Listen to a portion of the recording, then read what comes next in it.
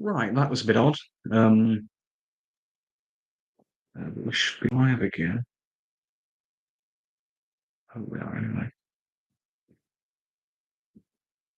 Yeah, live stream 2 will actually be okay. So we are back in business. There we are. Yeah, sorry about it. It just crashed. I think it was like connection problems. That was. We're so back. Well, not just yet. We gotta wait. But yeah. I don't know what happened. I think that is normal for streams. Sometimes they just crash out. They just have a moment, but yeah, no, genuinely, I'm really enjoying doing this stream as like a first attempt that I've never done before. Obviously, I must say I really enjoy doing that, and obviously, thank you for everyone that's come on the stream. I didn't want to just go away. I'd rather like do this and then end it and then say goodbye and then you know do that. But as thanks to everyone who's come on the stream already, and if people come back, they do, they don't. Is what it is. But yeah, yeah, I'm just gonna.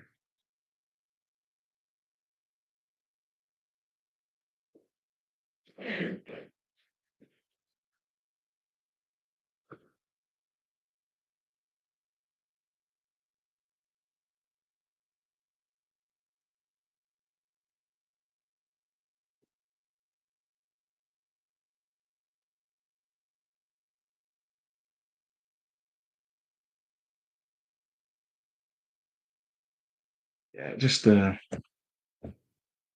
one of them.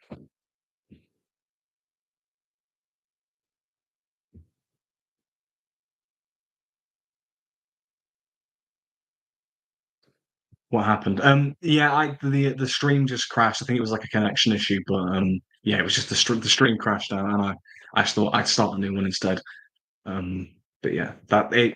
I think that just happens, but as I said, this is the first live stream I've actually done on YouTube, so it was bound to get Uncle Dan. I'm not that old. I'm not that. Everyone else is older than me. I'm not that old.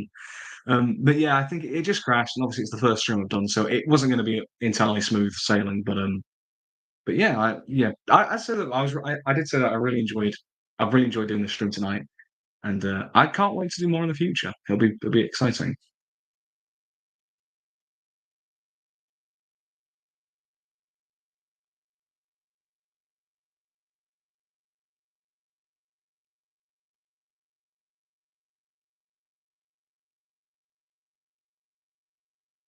Bro says he isn't old, but I got. Bro says he isn't old, but I've been reactions to the microphone message. No, okay, fair enough. I'm simultaneously like 5 years old and 85 years old because there are times where I'm just like a hyperactive child and just will just go off on whatever. And then there's other times where I am just like an old soul, really. Um, and I do feel old sometimes. It's weird. I don't click with my generation. I think what it is as well because it's weird. I've always sort of because my birthday's in August as well, so I've always been like in terms of like school, I've always been like the youngest in my year group. So everyone has always sort of been older than me. So I've always had to try and act. I guess I've always had to try and act older in a lot of kind of cases. I've also had to try and act older to kind of almost match that. It's a weird thing in life, but yeah, that's the trouble being an August baby. So you know,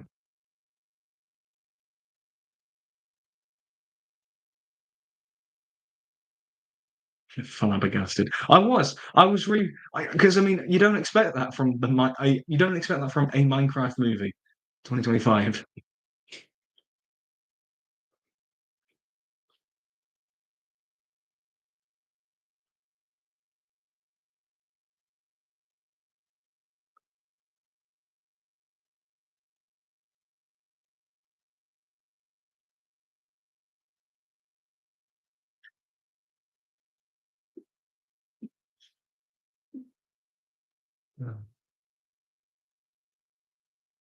Yeah, this is it's been good.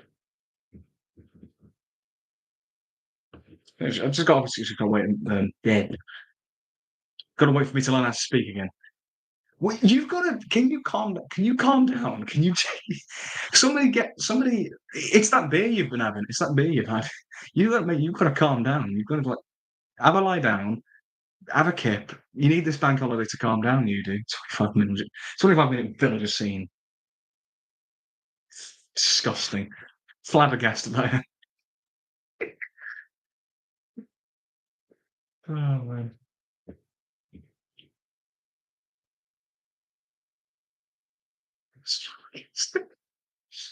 Oh man.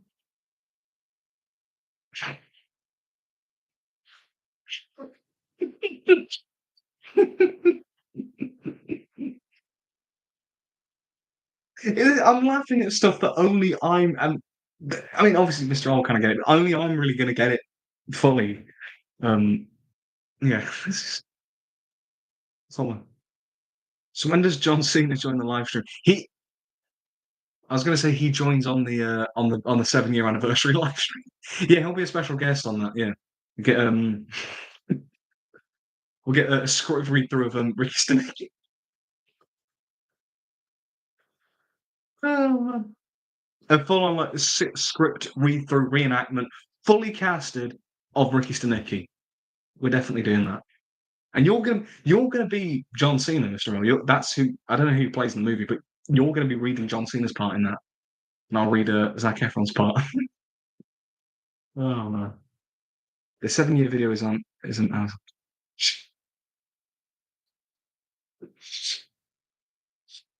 Jesus Christ. What you like? What you like?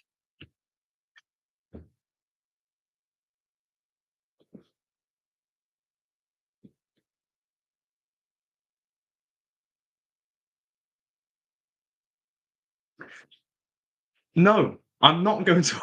Well, first of all, I'm going to get. First of all, if I do that, I'm getting flagged and for copyright. And secondly, no, no, I have more. I actually. I know it doesn't seem like it, but I actually have self-respect. So no, I'm not doing that.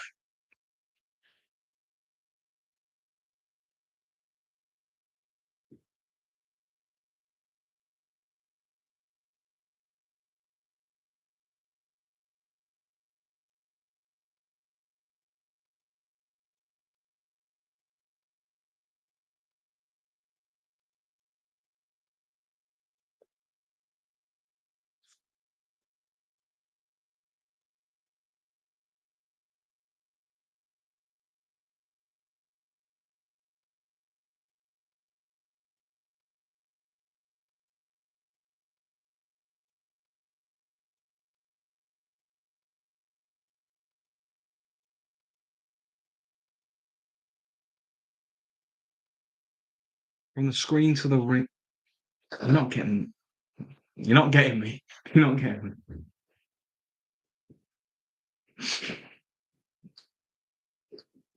me. Joining back to see this was not expect. This is not. This is not. Yeah. I've just set up a new stream, Leo. Because the other one crashed. It was just like a connective issue. Um. Yeah, and I just thought I'd set up another one just so when I do end it, I can actually say bye bye and ta and all that good stuff, and not just just go and just cut off. But yeah, that's all that happened. And this seems to be this is the crack live stream. This is apparently because it's 8 minutes in, 9 minutes in, and it's just mental already, which is lovely.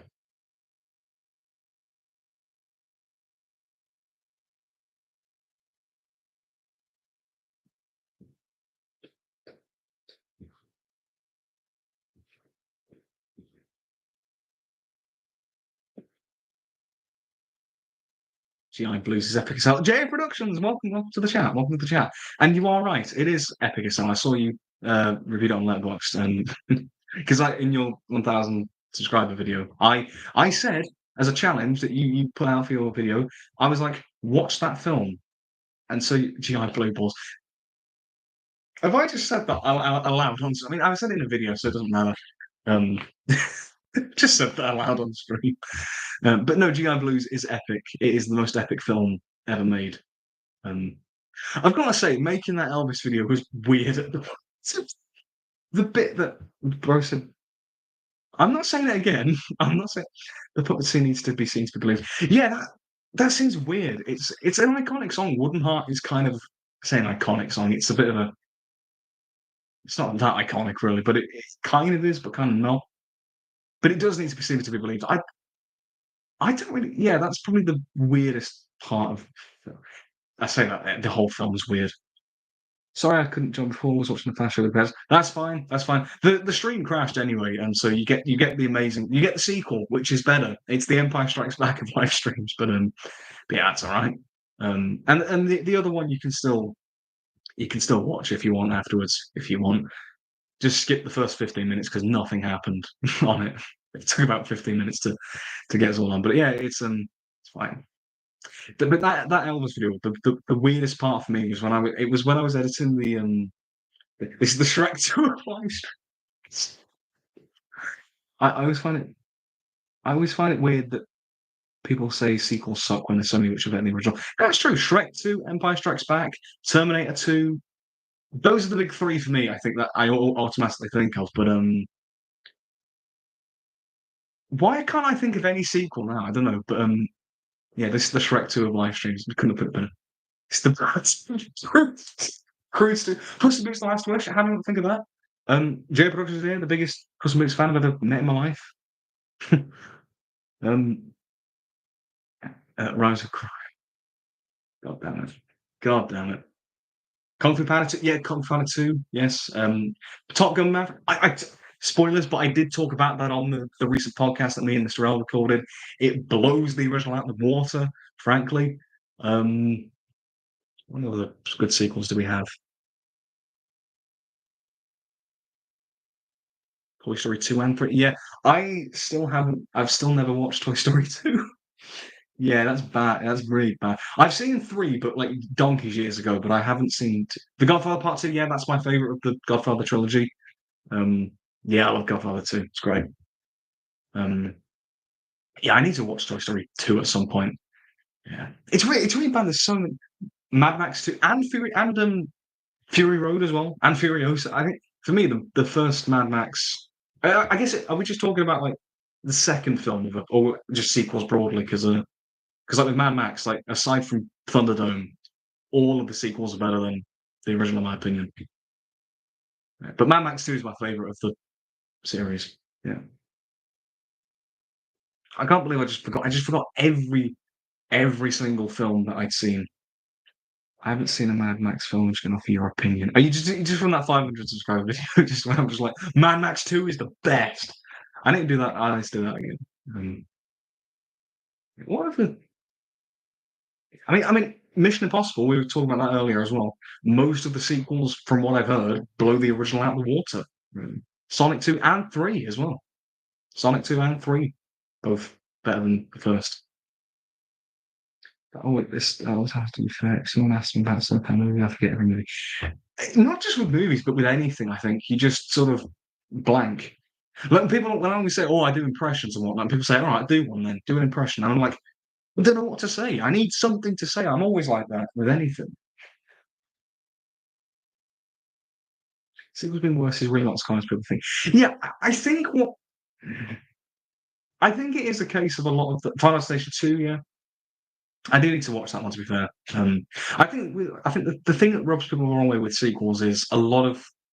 'Cause it's like with anything, it's the bad cash grabby, rehashy sequels taint it for the genuinely good ones. But that's the same with anything, you could say that about like horror movies, people say horror movies are crap and whatnot, but it's like a lot of horror movies are really great, The Shining, Psycho, The Thing, Alien, The Sixth Sense, The Lighthouse, The Substance, Nosferatu, Sinners, all there's so many great horror films out there, but the cheap slasher films, the ones that just have like stock characters. Saw, I need to watch Saw to be fair, the first one, but it's like the cheap, generic ones where they've got like stock characters that you don't care about that are just there to get killed off, and the ones that just rehash the same formula over and over again that don't have anything going for them that's like unique. That's what taints it for the good ones. I will die on the hill that Saw is the best horror franchise. I don't think that's a hot take. I know a lot of people love the franchise. I mean, I'm partial. I've got the there you go. Enjoy Saw together, you pair. I've got my hang on, Nightmare on Elm Street. Love. That's I do love this franchise to be fair. Yeah, yeah. That's in terms of like horror franchises. I probably would say Nightmare, but I haven't seen the Saw film, so I need to check them out. You guys just chat about Saw in this chat. You just crack on, because I ain't got any opinions. I can't really say anything.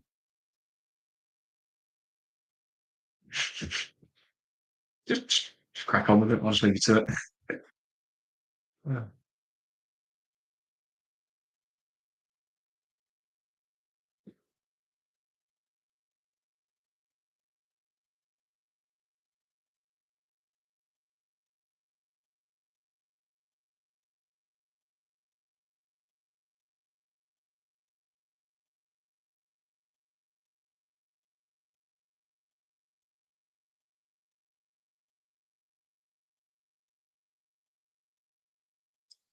If I was in a jigsaw trap, I'd probably zone out during the rolls.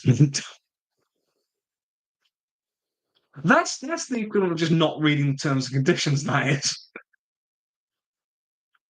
I've only ever seen Saw 7 and was confused. Ooh, Leo, what is it with you just randomly watching the just the some random installment of a franchise? What is it?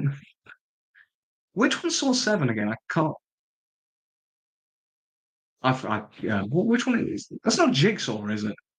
Or is it? Is it? I can't. I can't remember. Oh, the 3D. Yeah, final chapter. I remember there being a joke in Mongrels where Nelson didn't read the terms and conditions, as though he had to give his soul to the. Yeah, that's how you die in a saw trap, probably. By all this account. My mates try and introduce. Jigsaw is number 8. Oh, that's the one out. Yeah, my mates try and introduce me to stuff and don't start with this stuff. Why? Jigsaw. Jigsaw would actually be a good one to start with chronologically. I remember Jigsaw coming out actually because it was in 2017. I remember it coming out at the same time as It, the first It film. Pennywise and all that sort of stuff. But I remember that one coming out. It was at the start of the school year, and everybody was like going on about like we got to. Everyone was like saying, "Oh, I'm going to watch it." And when you were like 11, 12 years old, no, you weren't going to watch it. And I was dumb enough to believe it at the time. Jigsaw is my guilty pleasure. It's so dumb. Mine is the Elvis movie. Jigsaw is fine to be there. It's not amazing. I'm just letting you guys just chat about Saw. Really, just crack on. I think it was like the first horror movie that I actually kind of because when I was a kid, obviously you don't watch horror films and because I remember when that came out, it was when I started secondary school, and but it was the kids in my class who were like 11, 12 at that time, and it was like, oh, I'm going to watch it, and I'm going. to... It's like, no, you weren't going to see it, you idiot.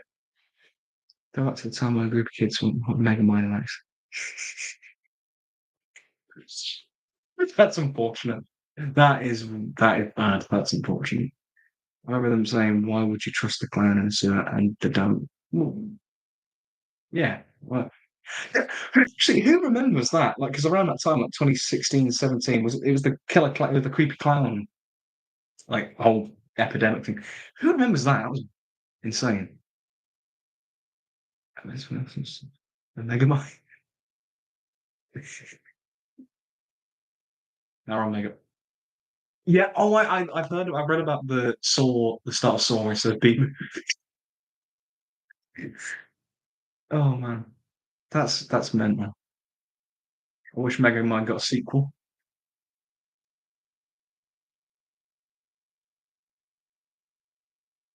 Megamind's so good. The first one, or the only one.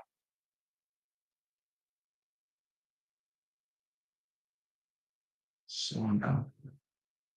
I'm not bringing Alpha and Omega into this. I'm bringing that up. Let's put this on. Let's see. So, was that thing Saw Patrol? Yeah, I'm not mentioning it. I'm not mentioning that Omega. He's back. Yeah, spoilers for Doctor Who as well. For anyone which is that.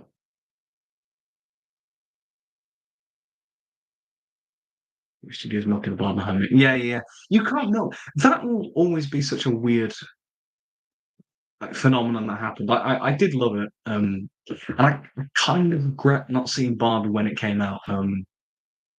Because even though I massively preferred Oppenheimer, um, I imagine Barbie would be really funny to watch at the cinema. Saw Patrol was funny. The Saw marketing crazy. I mean, they saw like social media team and all that sort of stuff. They seem like really really cool and whatnot, and quite savvy. I regret not seeing Oppenheimer when it came out. It's really satisfying when you can watch a Best Picture winner in the cinema. That and when like before it wins and whatnot. That was so cool. Me too, Leo. Which one? Which one do you not regret? No, which one do you regret? Sorry.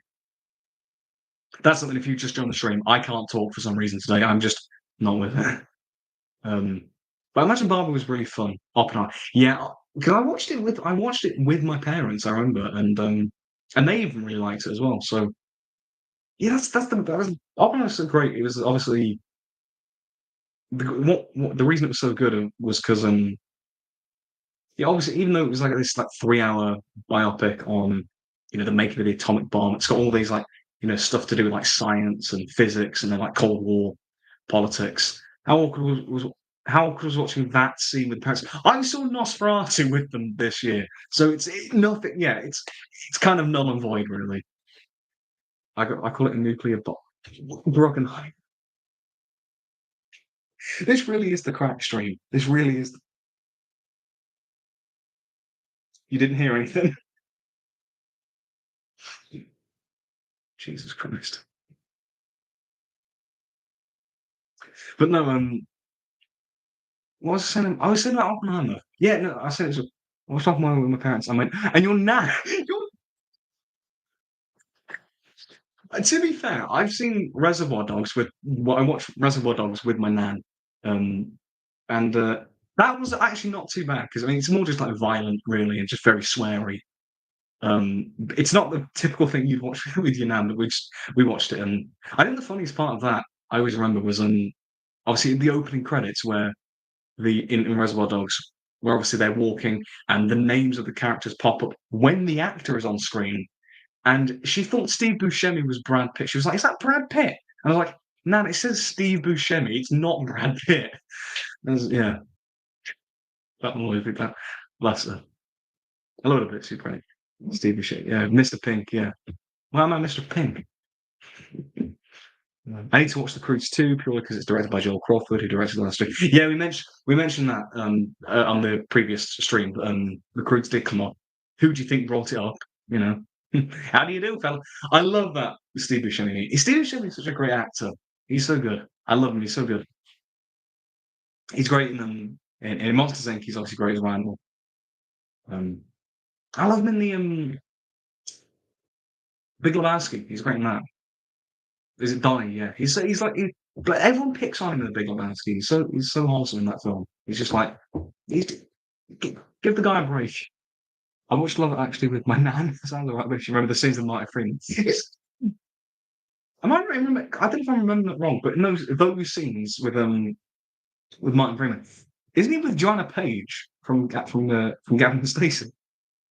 Martin Freeman. Stacey was cheating on Gavin with Martin Freeman. I can't. Is it her? Because I genuinely can't remember. Do you think God stays in heaven because he lives?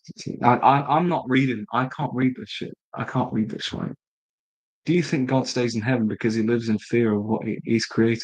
It's like it's Robert Rodriguez who did the Spy Kids movies. The guy who did From Dusk Till Dawn directed that. That's a filmography I should do. Robert Rodriguez. That'd be funny. Because he's got a wild filmography. And he directed some of the Mandalorian as well, which is mental. Yeah, that might be a filmography to cover at some point.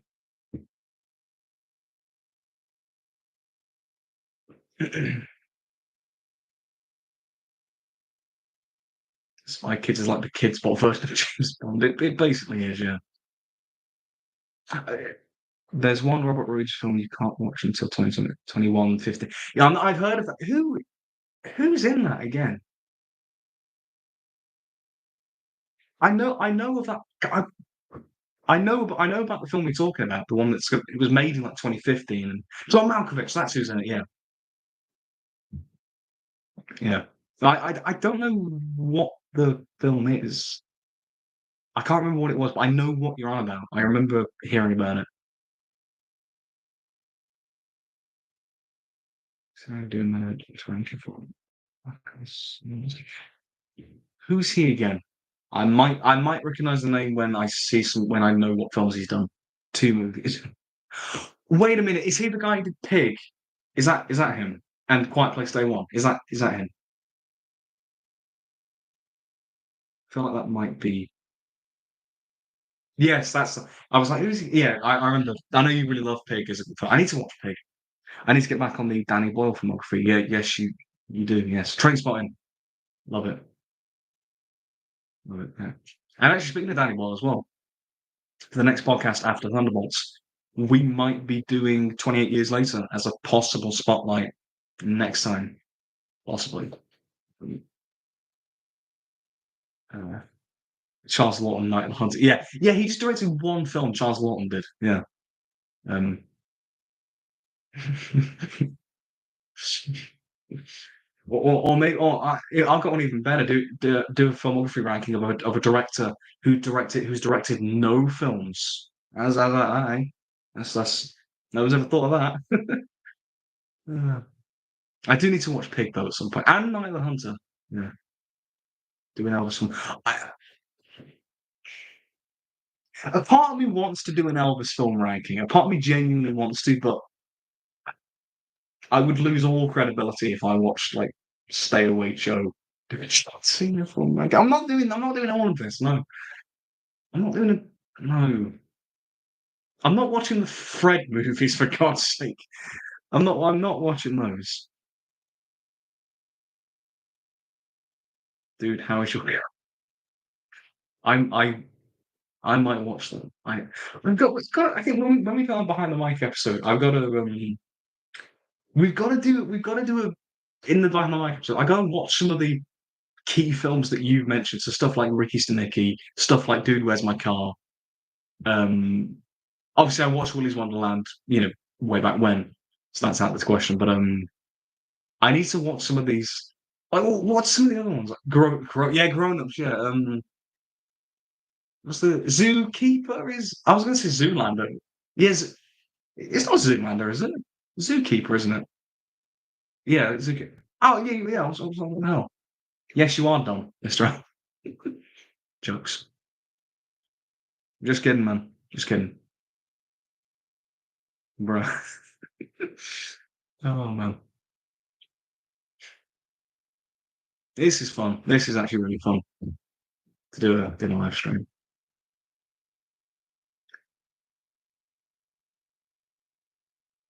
I'm not saying anything. I hope the Tom Cruise segment one of you's chosen Tropic Thunder. I'm not saying anything.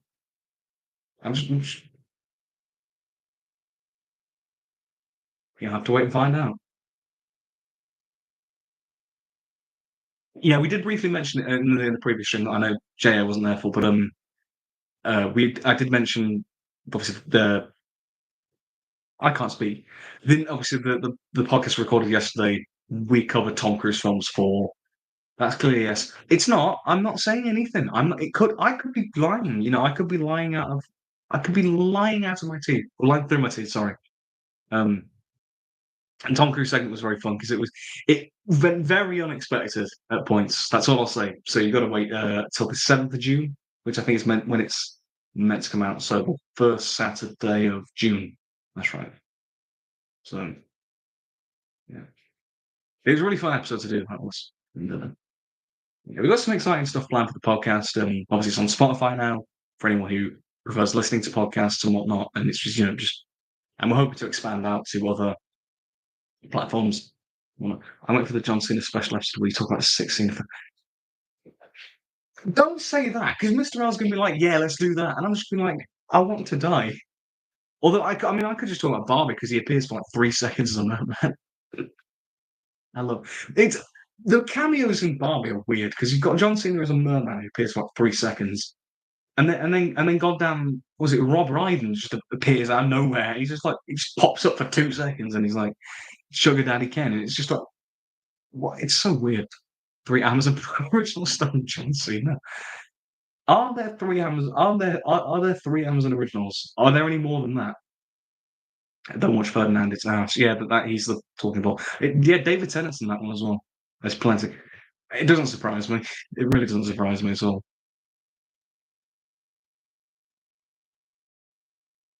But yeah,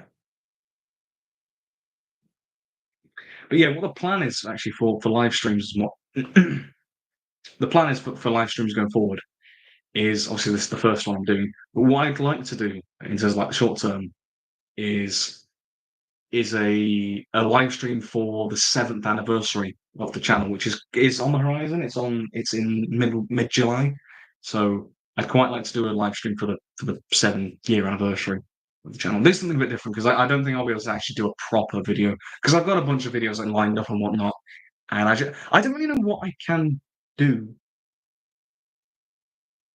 Sorry about that. I don't know what I can do though in terms of like anniversary stuff. Um, Yeah, without it being like repetitive and whatnot, without because like all the update videos are just kind of get boring and they just kind of date they're not that good really. So doing doing the a live stream might be quite fun to do. And yeah, and I can't really replicate what I was going to do for the I can't really replicate the like the five I did for the 5 year one where I did that week daily videos for like 5 days and like remade old videos. If you ever let us pick crappy movies for you to watch, I'm gonna get my revenge for Joe Boys. What are you saying? You thought you said earlier it was epic, so what? I don't know what you're complaining about. I don't know what you're complaining about here. Because it was. And also, we're not letting any of you. We're not letting any of you guys pick films because that would be silly. Frankly, we're not doing that. It was epic. It was epic, exactly. So I don't know why you're complaining. It's bro needs to watch Ghost Rider 2. What, me or JA? Who needs to watch it?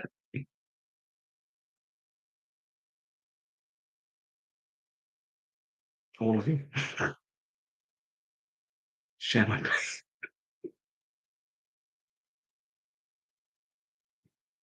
Genuinely trash. I've heard it's trash. I've seen Ghost Rider 2 years ago though. It was alright when I was 7 years old. I mean that's like me with Batman and Robin. I watched it when I was like 7 or whatever. I thought it was alright. It's not, but yeah. I do want to kind of rewatch it though, because I haven't seen it in years and it'd be fun to roast, like, ironically roasting a film with Mr. Freeze. What killed the dinosaurs? The Ice Age. Probably my least favorite Nick Cage film out of the 47 I've seen, which includes Left Behind and Knowing. I know Knowing's about the world ending, and it's like really boring, apparently.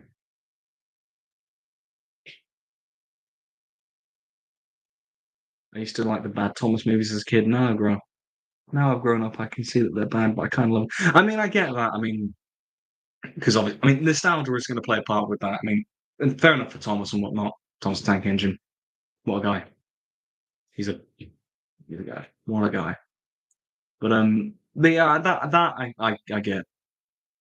Left Behind is the rapture one. Knowing is the weird sciencey end tie in. The weird sciencey end times one. What the? That's such an odd way of putting it, but both are pretty bad apparently. Stellar reporting from Mr. Albert. Uh, yeah.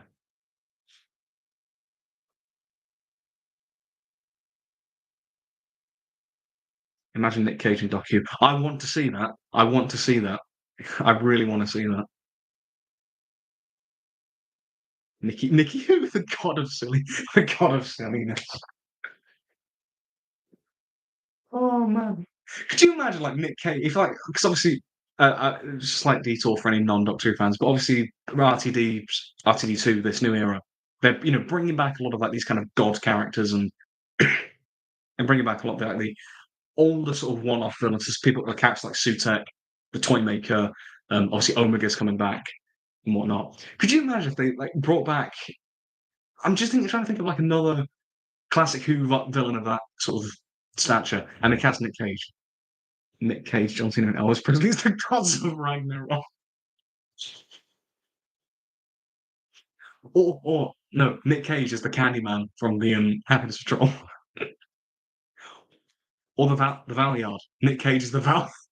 That'd be good. That'd be good. I just imagine now Nick Cage is the Valley and obviously Trial of the Time Lord has all those like zooming cliffhangers, and they just have him. The charge is now genocide, and then it just zooms in on his face, and that's the cliffhanger sting. Nick Cage is the Valley would unironically go so hard. It would. He would be genuinely. That would be really cool. That would. I want to see that. Jay is cooking lame. He is cooking here. He really is. What about Do you think they ever bring like actually genuine theory for like upcoming Who and whatnot? Do you think they'd maybe do you think they'd bring back Fenric from the Curse of Fenric? Because obviously this whole like thing about the gods and the pantheon and whatnot. Do you think they bring back Fenric? Because I'm not saying I'd want it, but I could actually see that happening. I mean, Russell's brought back the goddamn Rani for Pete's sake. So if they return to 100,000 BC, they should let Nick Cage play Zelda Caveman. That's great.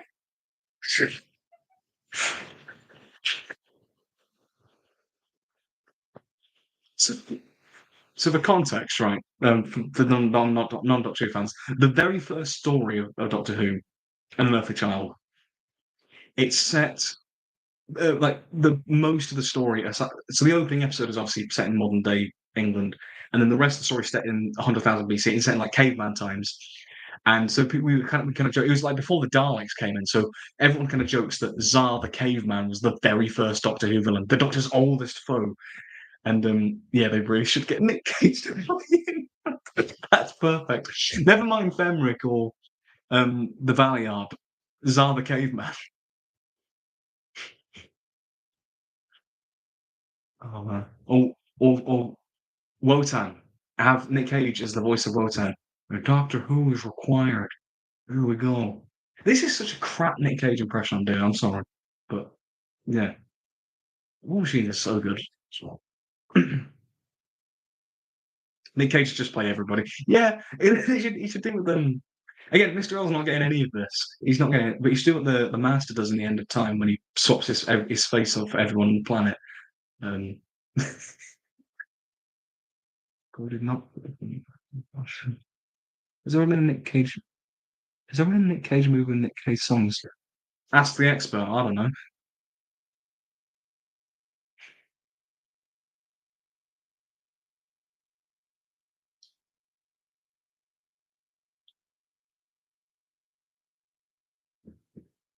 Use them. You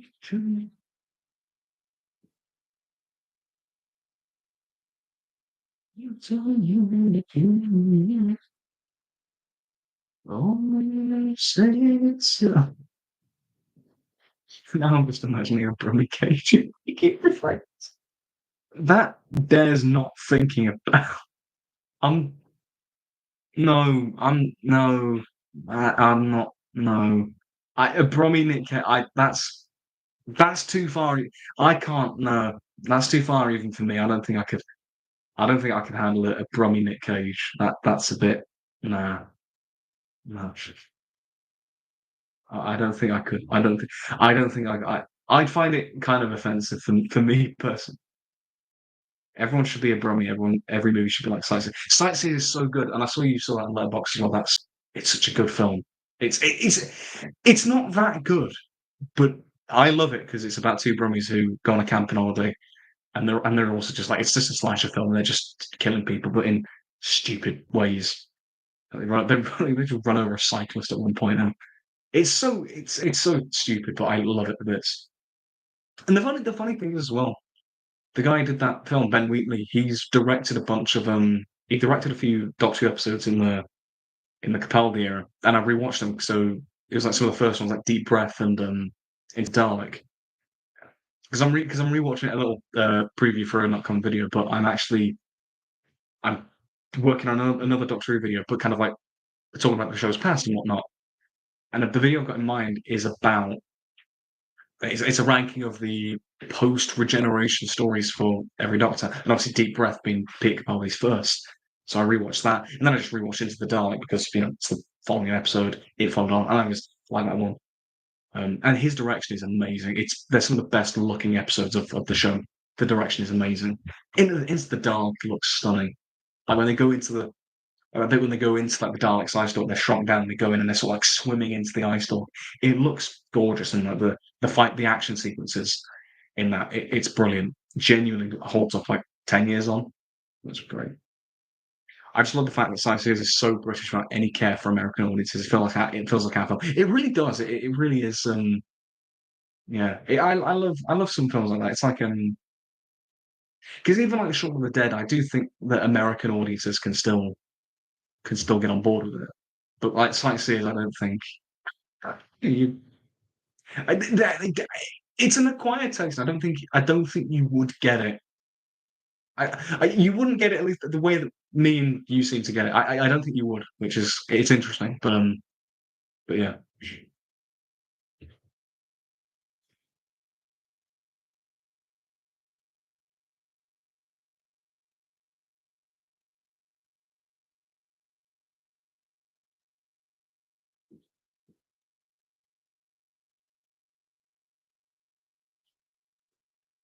It's why I love Vengeance Most Foul. There's so many British jokes that I was overseas won't get. E.T. Anson Beck. That was gold. Well, I remember when I went on Christmas when that aired, and that joke came up. Because I started when I watched Vengeance Must Found on Christmas, and Anton Deck knocked me out. It really does. Because I watched that in my room and on that telly there, and I watched it here. And I think my parents and family had the TV on downstairs. And when that joke came up, because I was watching it at the same time, obviously Anton Deck comes up here, and I just hear from downstairs the family pissing themselves laughing. And I think that's the moment where I went downstairs and actually just finished the film with the family. Vengeance Most Foul plus Gavin and Stacey was a British TV event, which I'll never forget. Me too. Honestly, watching the Gavin and Stacey finale on Christmas Day, because the thing is, as I said, we don't watch loads of live TV these days and whatnot, and that was such a special moment, honestly, and just the reactions. Like for me, it was the one where when what's his name? Dave Coaches when he's like walking when he comes down the stairs and comes out from the door. We all just like lost our uh, shit. We just lost it and just like we're like I was just full on cheering and it was brilliant, absolutely brilliant. I adore that film. I don't know. I love Gavin and Stacey. I really do. I loved it more than I was expecting to because I think because obviously like James Corden in the year since people don't like him and whatnot, and I guess it kind of in the year since kind of tainted Gavin and Stacey, but he was fantastic. It's absolutely fantastic. Um, and Ruth Jones, she won a BAFTA for that. Was it for a performance in that finale? But I think she won a BAFTA for that, which is amazing, and rightfully so. It is amazing. I loved it. It'll hold a very special place in my heart. That finale, that double bill of those two, and poor old Doctor Who that day was just wasn't all that joy to the world. It was all right, but just a bit. Finch Most Foul, I must admit, was something I enjoyed way more than I expected to. Yeah, I was. I don't know. I think was I think I was a smidge nervous. I think just because obviously it was the first one they're doing in 16-ish years. First Wallace and Gromit film in you know a long time, and obviously the first one without Peter Sellers playing Wallace. And I was thinking, is this right? That was my only kind of concern going in. But I think Ben Whitehead, who voiced Wallace in Vengeance, did fantastic, and that kind of just like that qualm disappeared immediately. And yeah, James Corden is tolerable. I can't speak. James Corden is tolerable in Gavin and Stacey because Ruth Jones reins him in. That's kind of true. I think they do work hand in hand. I think together, and I do love Smithy as a character. And I think, but I think Ruth Jones is probably the MVP of that show and kind of what really kind of holds it all together. Like it was my first memorable exposure to Wallace and Gromit. I didn't feel lost coming into it here. I mean, we were talking about, I think, on the last stream as well. We were talking about like franchises and legacy sequels and whatnot. But yeah, once Venice was foul, you had like continuity returning. Obviously, Feathers McGraw returning from Long Trousers. You had Macintosh from Were Rabbit. You had these returning characters that kind of add this continuity to the world, but it was never alienating, and I think anybody could enjoy it. And the fact that you enjoyed it, and because it was focused on just the great story, it wasn't like hinging. It wasn't hinging on the return of characters, but it just worked. It just worked. To be fair, I've only probably I can't speak again. I've only had a problem with James Corden in movies directed towards kids. I mean, the Emoji Movie, Cats, Peter Rabbit. I could not stick Peter Rabbit. I really couldn't. Chicken Buna, lamb Bruno, prawn Buna, mushroom rice, bag of chips, key and ham, and 9 poppadoms. I'll have a sagaloo as well, please, Nick. I've grown to hate TJ Miller as well. Yeah, we don't like it. The Emoji Movie can just get in the bin. I love that. I love that. You know, that clip is always going to be cartoon. One of my favorite episodes is the one where Nick is on TV when there's like murder, and he's on and the whole build up is like everyone's all the families like waiting. He's going to be on the he's going to be on TV. Mick's going to be on TV and whatnot, and then he's on it for 5 seconds. I love it. Danny, thoughts on the Harry Hill movie? What? I've heard. I think I've heard of it. I've never seen the Harry Hill movie. Because I have taste. I don't. I have no right to say that I have taste after all the Elvis stuff. What? Oh yeah, the insane thing about this, the guy who directed the Harry Hill movie is the same guy who directed Mr. Pink's Holiday. It's the same guy, so it probably is peak cinema as well. Wait a minute. Sorry, I'm just having a look at the Steve Benlack, his credits on Letterboxd here. He also directed a bunch of the League of Gentlemen stuff. Like he directed the Apocalypse movie, the League of Gentlemen film. He directed the Christmas special that they did. He directed one of the Drury Lane live show. That's insane. I didn't know that he did. Did he direct the show as well? I don't know. Because obviously Letterboxd doesn't have like TV shows, like episodes. It just has specials. Um, Emoji Movie was just a way to fund Spider-Verse. Absolutely. And if so, fair enough. Um, we need a sequel to the Mr. Bean's holiday video. No, no, no. Mr. Bean's holiday video was absolutely cinema. Yes, yes. League of Gentlemen Christmas special is unironically so good. Poor Mr. Cherry. Yeah, I really like that one. I really like that special. Okay, here's a question: what's more disturbing, that special or the Devil of Christmas for like League of Gentlemen related Christmas specials? Because Devil of Christmas is epped up. It's amazing, but it's bloody yeah. I've grown to really love sketch shows. What did you not like my sketch universe back in the day? I mean, fair enough. Yeah, that's fair. I mean, you said you watched the Fast Show earlier, didn't you? So,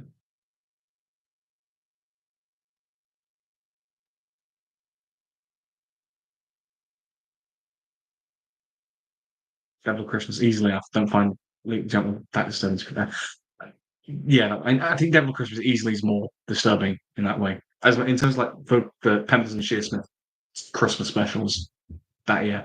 Well, obviously, Lee Gentleman has disturbing elements and like very creepy characters at points and whatnot. But the ending of Devil Christmas is because when I first watched it, I didn't really get what it was going for because I wasn't really aware of like the context of what it was. Because obviously it's about like snuff films and whatnot, and I didn't really know about that when I first watched it. And then having learnt about what it is, and then watching it again, it was just like I was like, oh, like genuinely like this like sinking feeling in my stomach, and I rarely have that with media.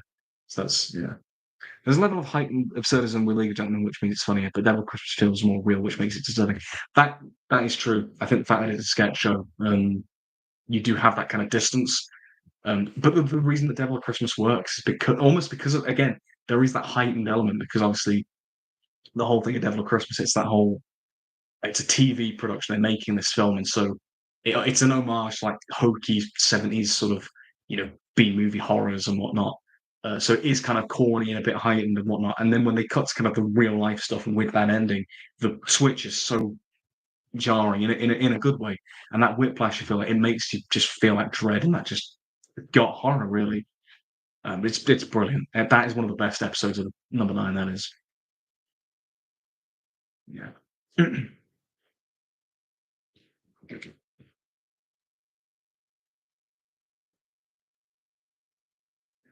Feels weird talking about number 9 again because obviously it's ended. And that was really weird actually going into this year that there was no because obviously because I've been watching number 9 since well since the pandemic really. So it was between series 5 and 6. Um, yeah, between series 5 and 6. So from 2021 onwards, there was always like the start of the year, the build up to the new number 9 season, and we didn't have that this year because I was I'm always anticipating like the press release where there'll be a still photo from one of the episodes. I'm always thinking that. I remember series 8, the still image was of the bus episode, which was just that was horrible. That was cruel. I do wish we had more sketch shows nowadays, but I think YouTube has kind of taken over that, as you can do sketches with a budget of £4.50 in your bedroom. I mean, for me, it wasn't even £4.50 budget. You are right. That's the thing. I think,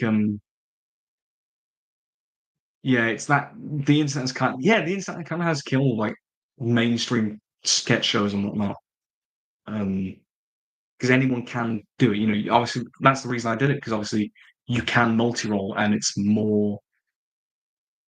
it makes more sense. It's more organic because obviously it plays into like the irreverent tone in the sketch show, and so that's why I did it. Because I could play the different characters and whatnot, and it wouldn't feel jarring if instead of me trying to do like a genuine short film and me multi-rolling, it doesn't really work. I mean, saying that though, Sinners exists, so it can't.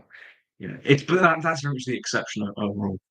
If someone wants to do a sketch show on TV, it would have to be one which needs a bigger budget, like a sci-fi sketch show or an animated one or a historical theme one. That's a cool, like something like Horrible Histories, for like a historical one, but that could be like in a similar vein. That'd be cool. And like a sci-fi one with a lot of like spectacle. That could be, yeah. I get that, yeah.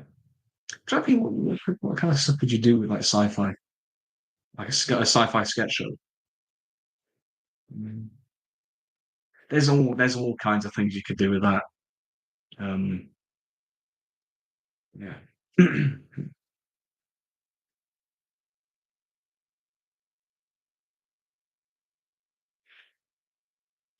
I remember thinking of a sketch show where it has a similar vibe to other sketches, but it's about animals just vibing, and there could be social satire depending on the species. That could work. That's good. That could work out to be fun.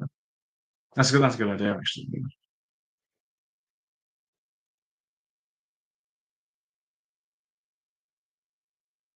The hoarding school, conservative cat, etc. I think you could do. You could definitely do like a sort of You could definitely play on like gender thing. Like if you had like a cat and a dog, that's like that's a comedy double act right there because and I always had this weird. I don't know if anyone else did when they were a kid, but I always had this weird perception that when I was very young, I mean, that dogs were boys and cats were girls. I don't know why I had that perception because you know, my dog's a girl, and I don't know why I had that perception. I had that perception when I was very little, um, but I think that could be potentially funny. But just that dynamic could be good. Only if the cat is CGI'd like the cats from Cats. No, no, that the show would get cancelled right out the gate if you did that. It's like no, not making it past the pilot if you did it that way because nobody wants to see that. No, I think a lot of media for kids portrays them that way. If there's a cat dog double, yeah, I think a lot. Yeah, it typically has been like that. Like I'm thinking like Bolt. So you've got Bolt as a male character, and the cat is the like isn't the Miley Cyrus cat, but obviously a female character. I think a lot of kids media has done that, so that's probably why I've always thought that. Um, but I shouldn't have because obviously it's like as I say, my dog who I've had since I was quite young as well, you know, is a girl. So I don't know why it's still stuck. The perception about dogs and cat is interesting because in French, dog is a masculine word, le chien, and cat is a feminine, la chat. Yeah, that's probably ripped Tom from Tom and Jerry. No, I think that is true. Who was the cat? Wait, who was the cat then? I forgot. See, I can't remember Bolt. I forgot. I forgot that. I haven't watched Bolt in like 2 years, man. Who played the cat? The cat was a girl though, wasn't it? Or a female character, I mean. Look, all right, I will look it up on Letterboxd. Who was it? What was the cat's name? Oh, Mittens. Oh, yeah, that yeah. Oh, Susie as I don't even know who what. But yeah, the cat was a female character. Okay, and yeah, John Travolta was Bolt. Mittens was just a B-Tech prototype kitty softballs. I was gonna say there's another one, but Puss in Puss is a cat as well. So yeah, that's a brilliant double act though. I need to be careful. Puss in Boots and Kitty Softballs. I'm not saying the first names because I'm just gonna get it wrong. But they're a great double act. Especially in the Last Wish. I love they're like an old married couple. It's great. Brilliant.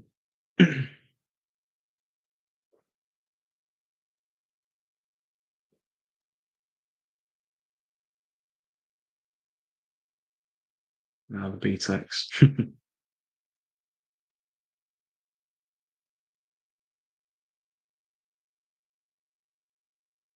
Really helps that Antonio Banderas and Salma Hayek are great friends in real life. Helps them. Honestly, it is. I love seeing them like together in interviews and whatnot. And they've been working for God knows how long, haven't they? Like in Desperado. It's like 30 years ago.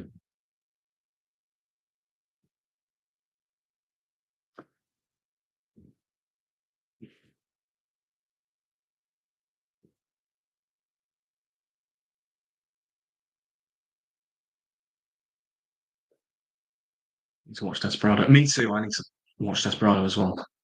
I was saying earlier, I don't know, I can't remember if you were there. Oh yeah, you were here. Oh yeah, you were here for the Spy Kids. I was talking about Robert Rodriguez. I was talking about doing his filmography ranking. Yeah, you were there though. I think though, so that's. I don't need to repeat this a lot.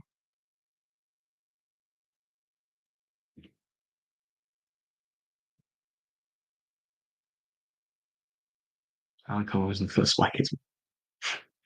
I'm proud of Roger Rabbit with that one. Yeah, I did. I don't know what I was even. I don't know what I was saying to be honest. I think yeah,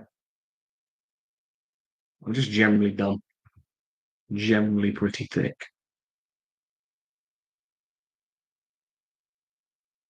Sing the Mr. Ringading song. I can't remember it off by heart. Maybe on the 7 year live stream I'll do it. Maybe. Maybe that could be I could do that maybe.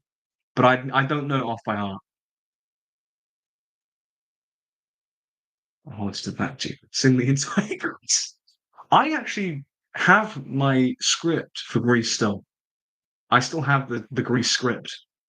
So in theory I actually could right now. Um I can't escape Grease, yeah. I can't escape it. No, it was when I did it afterwards because basically for in context. I mean, you've seen the podcast, I think, people, but yeah, me and Mr. when we first met, were meant to do Greece. But obviously, Big Rona, and also you know the company just weren't working it out. And then I joined a different company shortly, like as we got out of lockdown and COVID and whatnot. And we did Greece, and we did it in like March 22. God, that was 3 years ago.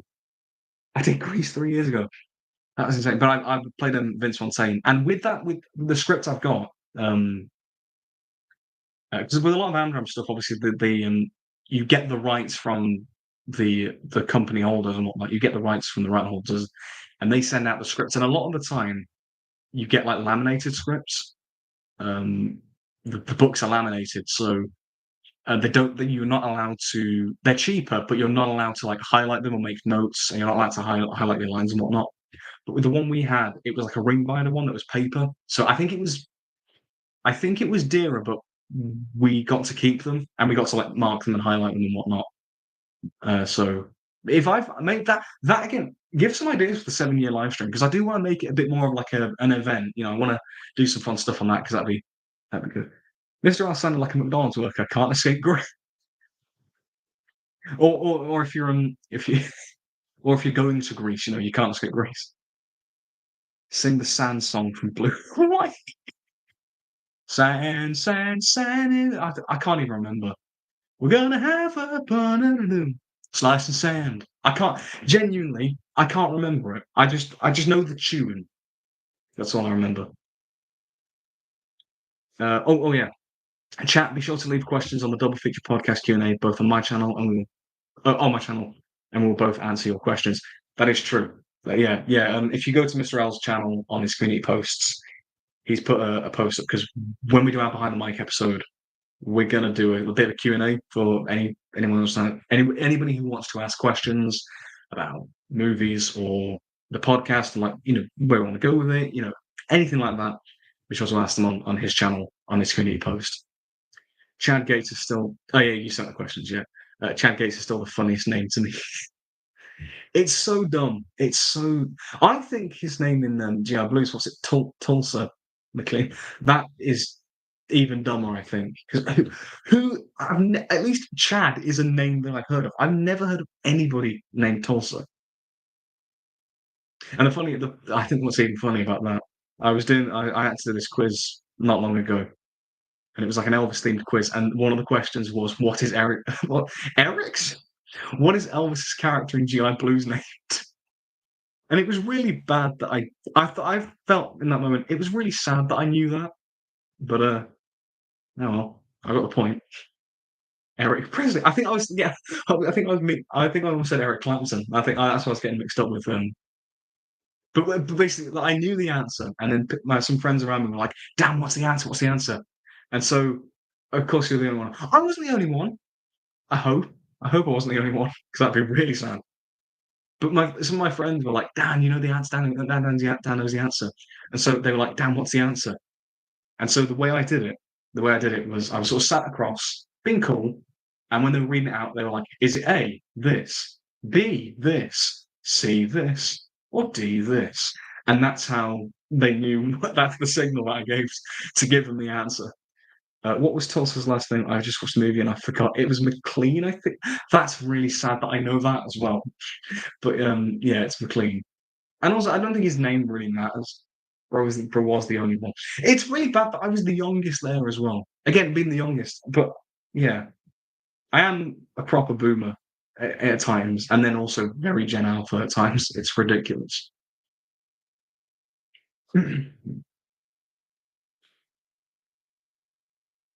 That was fun, though.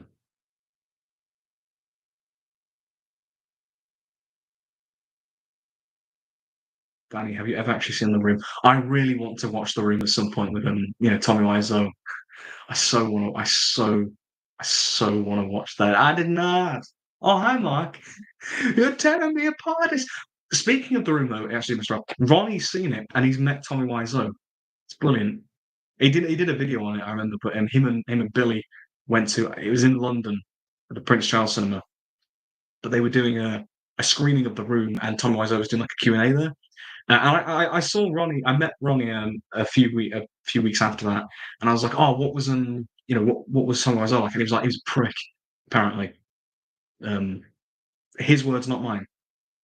Um, and we should find a way to watch them together. It's one of those films I can't watch it on my own. I've got to watch it in a group. We've got to watch it drunk. Got to get a beer. I'll do what we did for Minecraft, but with The Room. I so want to watch The Room. But yeah, that's definitely one. If we ever do another episode where we have to cover so bad they're good movies, The Room's got to come up at some point. Episode 20 Spotlight The Room. Wait, but it's not even a new film. It's from 20 years ago. So what? We going back in time to 2000? When did it come out? We make an exception. We make an exception for The Room. Of course we do. Of course we do.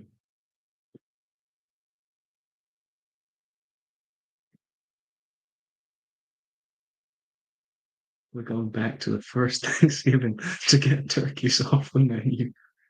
I love free. If I mean, again, I'd definitely cover free birds if we ever did another. Notice. We're going back in time to 2002 to cover The Room on the podcast. That's right. We're going back in time to 2002 to cover The Room on the podcast. Oh man, that's class. That is class. That is.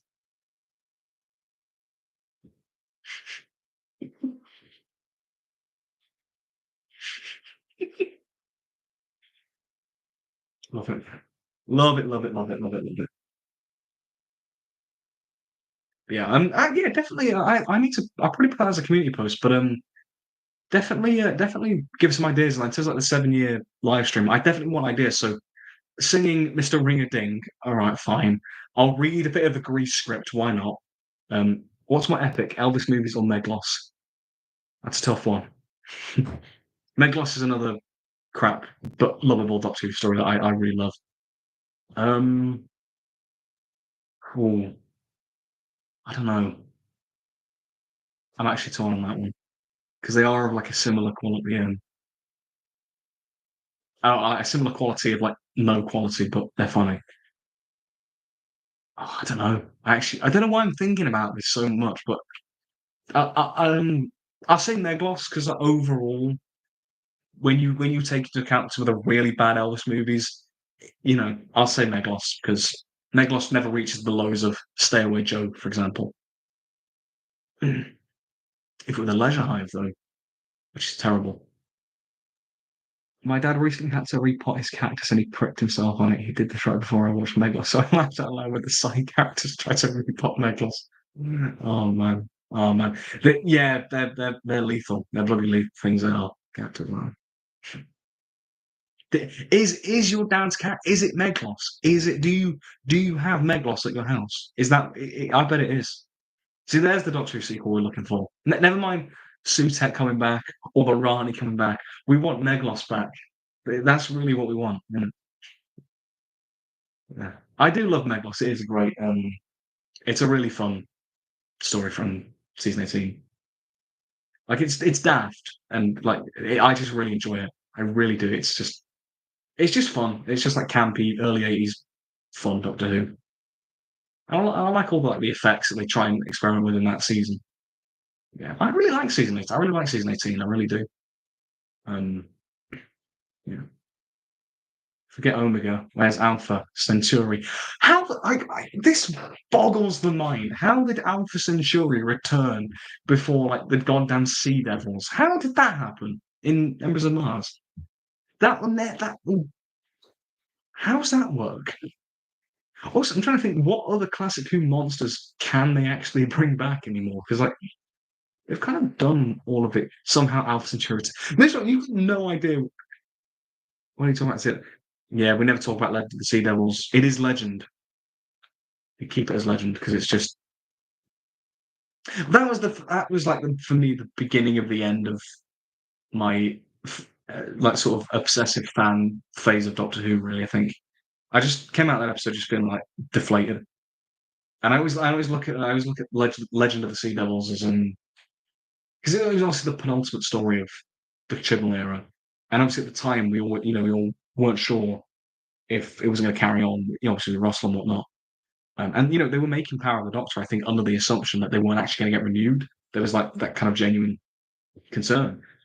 And so you watch Legend of the Sea Devils, and I just feel there's something quite sad about it. You look at it and it's think it almost was like like but the formula that was set up in 2005 with Chris Eccleston and RTD had finally run its course with Legend of the Sea Devil, and it does have you kind of feel a bit sad. I mean, it's a crap story, but you just feel kind of sad, and that's why for me it's one of the worst of the definitely the modern show, maybe even all time. Yeah, it just yeah. No. There are no Sea Devils, there is no Sea Tech, and there is no Megamind 2, and there is no such thing as Macra. I love the Macra Terror. I love that song. I love Gridlock as well. I rewatched that. I rewatched Gridlock. It was I think was it after Robot Revolution. Yeah, because I watched Robot Revolution, the series opener to season 2. Didn't really enjoy it. It was a bit, you know. And I in the week watched Gridlock, the Tenant story with the Macra. Loved it. Absolutely loved that. It's one of the kind of sort of cult classics of the RTD era that is kind of I don't know if it's underrated, but just it doesn't. It's not like an iconic one like Blink or um, Silence in the Library or Dalek or stuff like that. Dude, it's pretty fun. Wait, which one's that again? Is that like one of the shorts that they do? I don't think I've seen that one.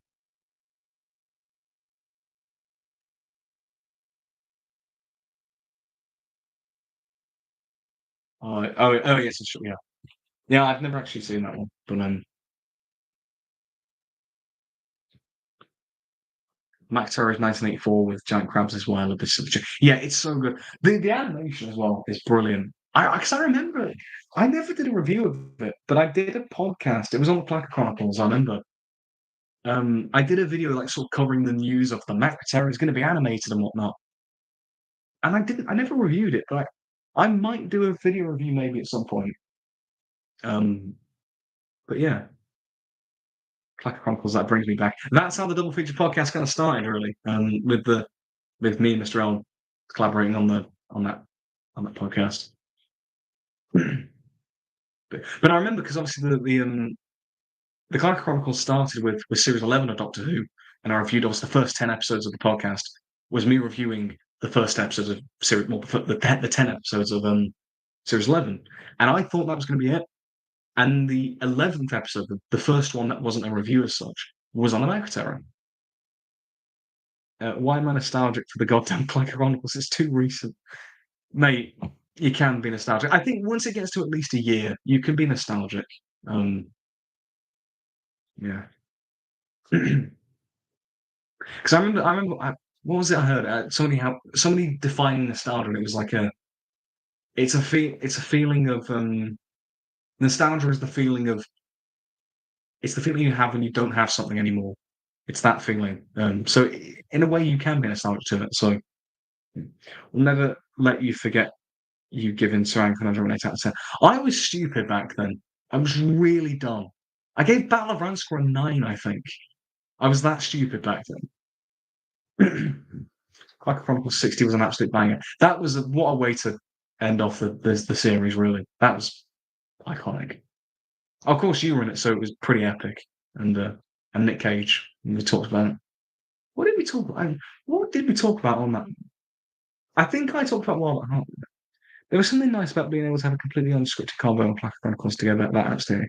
Yeah, I really enjoyed that. I mean, obviously, we did a couple of like specific episodes, like the Mario movie one. Oh, sorry. Obviously, the Mario movie one, where I brought you on because you were like, um, yeah, because you're the Mario expert, and obviously the theatre podcast. I'd love to do a sequel to the theatre podcast, just like a general one.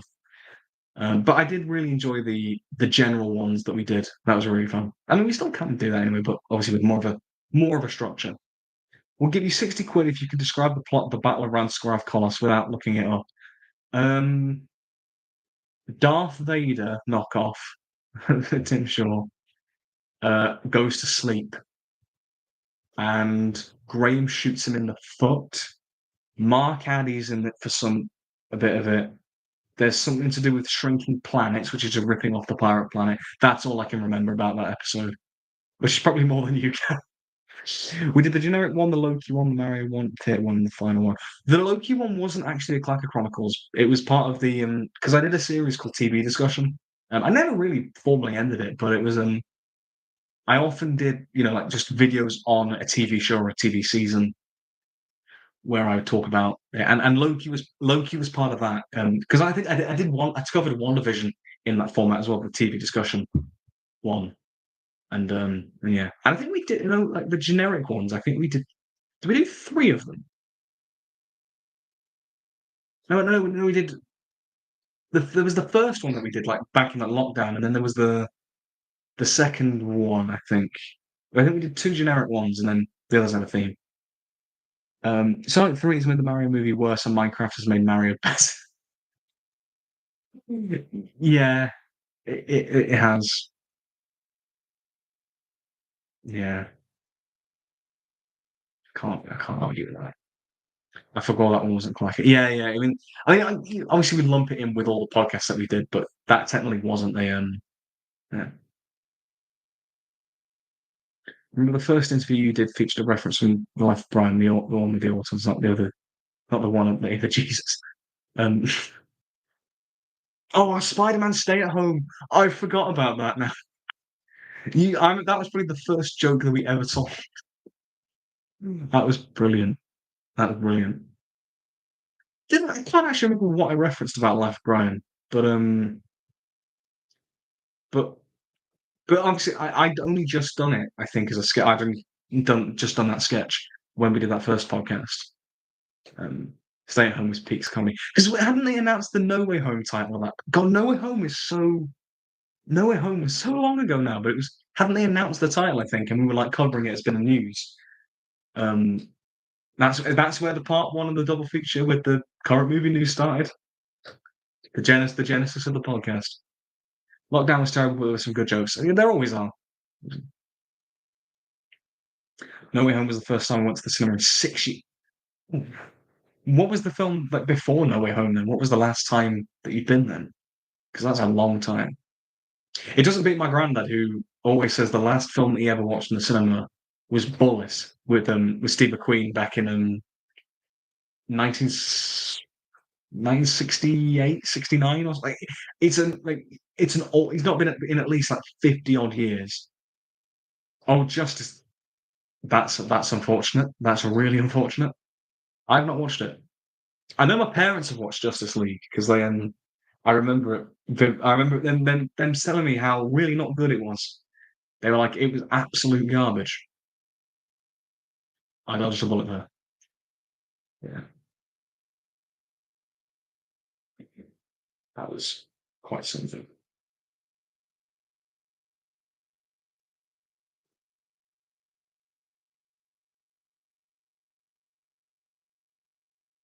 Bullet was late 60s. It featured the best parallel parking I've ever seen. Are we seriously like judging film? And we should rank films based on their how their drivers would pass the driving tests. The best parallel parking I've ever seen. It's such a specific thing.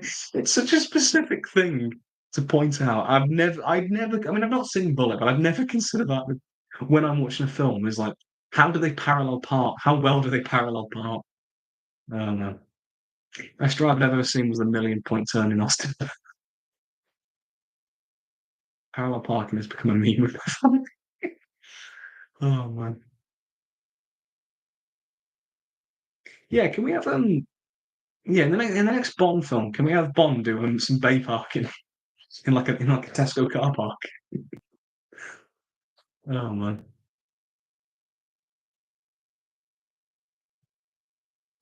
I actually called it bullet technique during driving lesson. My instructor was confused. Jesus.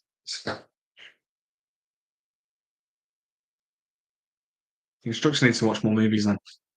I mean, I mean, to be fair, I can't really speak because I've not seen Bullet. I want to though, because I do love a lot of like 60s like action films like that. Like, the Italian Job is great. French Connection. I know it's 70s, but it's similar era. French Connection's so good, so good. I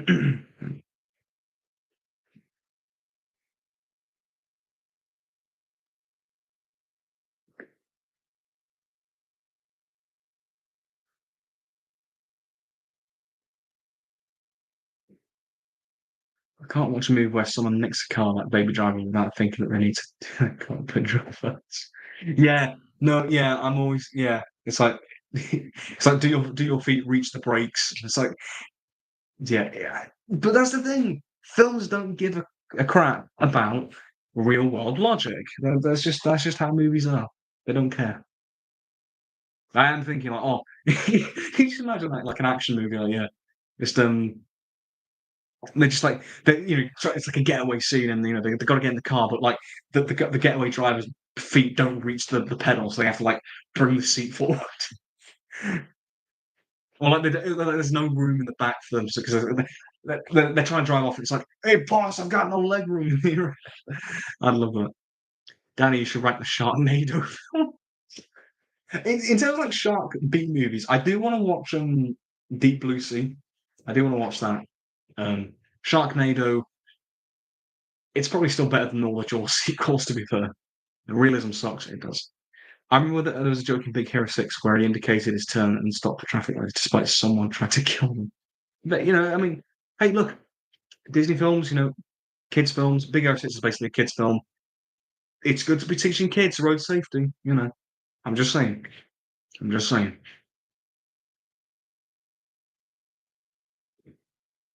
That's a sketch idea though. Like just they've got no the failed getaway driver. That's a sketch idea. That's what you could do with a big budget sketch show. That's what you should do.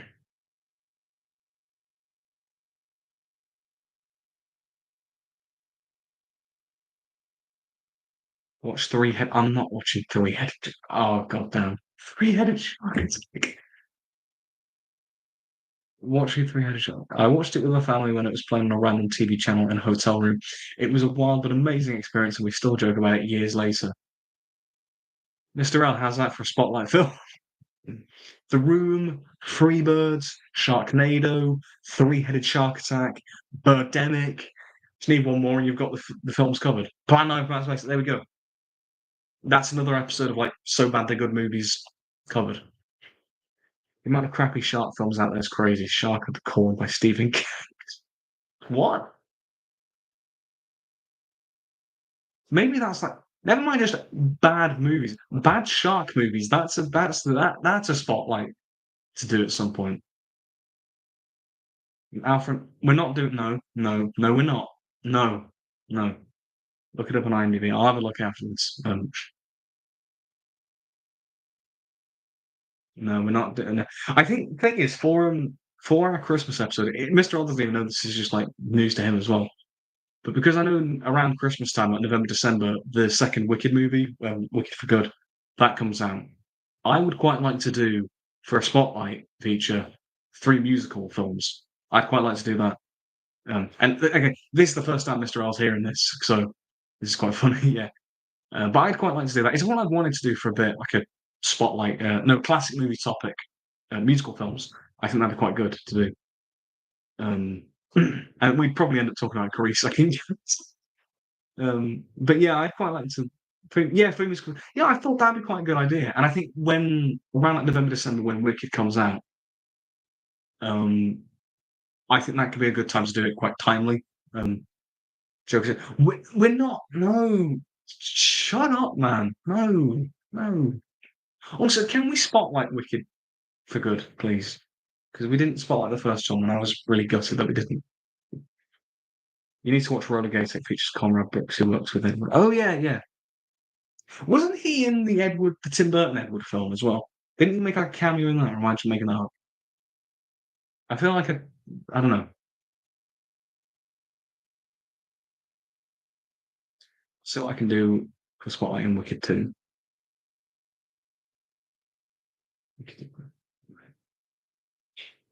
Yeah, I'd love to. I'd love to spotlight Wicked for good. I think that'd be great. Once Johnny got his gun before next episode, and I'll make it happen. I promise I will. I promise I will. I do. I do genuinely watch it. As long as there's no Amelia Perez mention. Well, you've just mentioned it there, so. But no, absolutely not. I'm not. Never. I haven't thought about that film actually for a while. So cheers for reminding me of it again. Damn it, yeah. Yeah, you're damn right, yeah. I'm not saying that on stream. Do you think I'm going to say that aloud on stream? And also, before you get ideas, I'm not singing that in the 7-year stream. So you can buckle your ideas for that. But I'd like to do. I've got, there's loads of like musical films to check out. Some classics that I want to check out and whatnot. Um, I mean, I watched them. I watched the other week. No, the last week. Sorry, I watched 9 to 5, the film, with obviously Dolly Parton and Jane Fonda. And I genuinely thought it was a musical. Obviously, I know there is a musical adaptation of that film, but I genuinely thought the original film was a musical, and it's not. It's just that obviously the 9 to 5 song is, obviously the title song in that film. But it is just like just not a generic, but it's just a straight-faced comedy, screwball comedy film, and it is really funny. I've got to say, it has no right to be as good as it is, but I do love it. I think if you love a lot of like older comedy, like I was thinking like Faulty Towers and like just like comedy of that era. If you like that, you'll probably enjoy the vibe of 9 to 5. Something like 40 Towers or Dad's Army. You know, those kind of like the ones where you've got a lot of this like slapstick stuff, but it's kind of taking the mickey out of, you know, something genuinely serious. You know, like obviously like an institution. So obviously 40 Towers taking the mick out of, you know, Basil and whatnot, and how poor of a manager he is at his hotel. 9 to 5 is kind of like in a similar vein of like screwball comedy that has a point in that sort of way.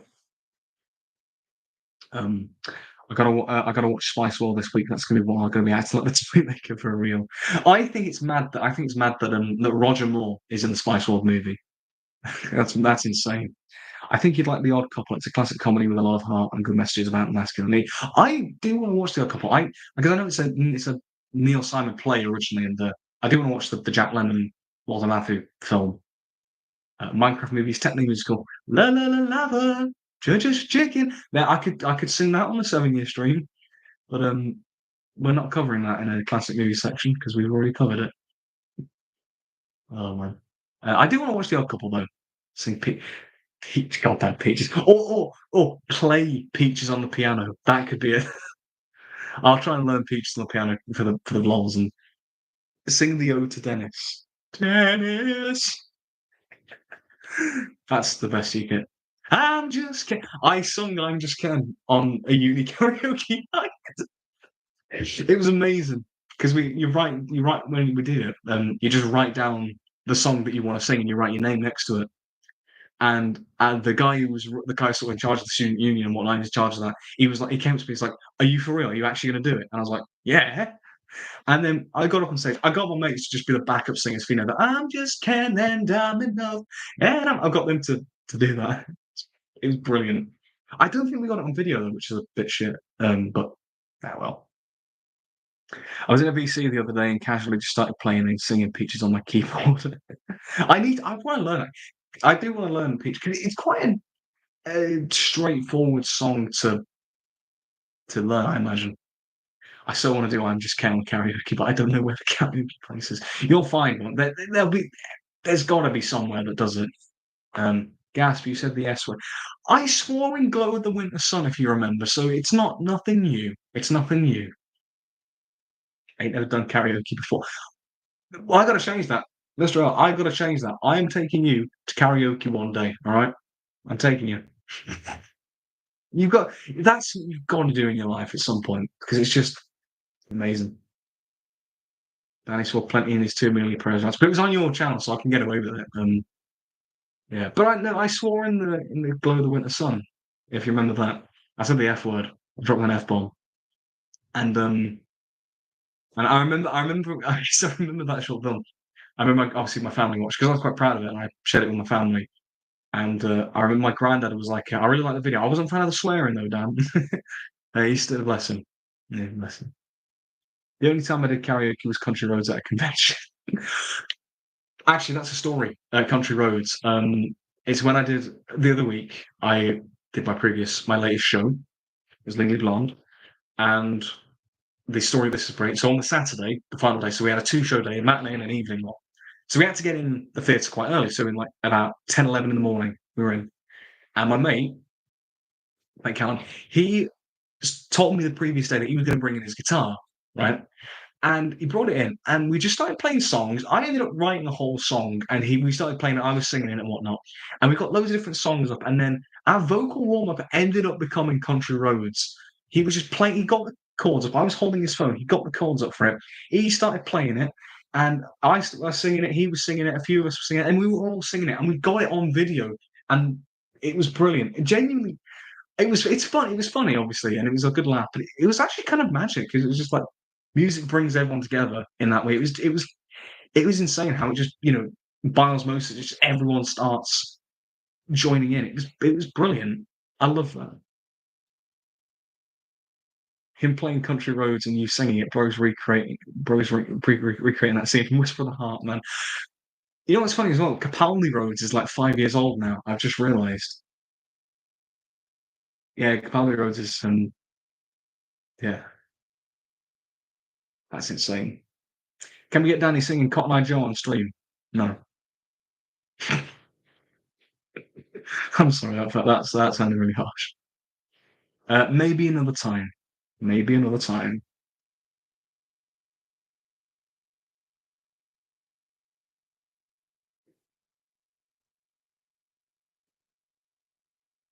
Yeah, Capaldi Road is now 5 years old. That's insane. I can't. How is that? That doesn't. That's no. I remember making that as well. I remember spending like a good week, 2 weeks on that video.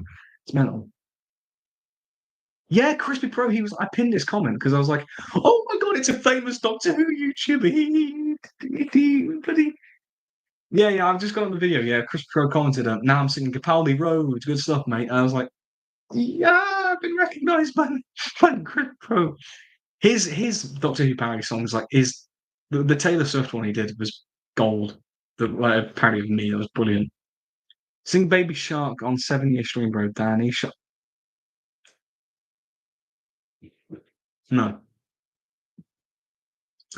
Chris Pro showed my tweet on his video about controversial opinions. I think I remember. I think I remember. You had the was the it was the it was the you had the gif of the Matt Smith going protest. I remember. I remember that one. I love that. I can't believe that. But that's 5 years old. That video. It's insane.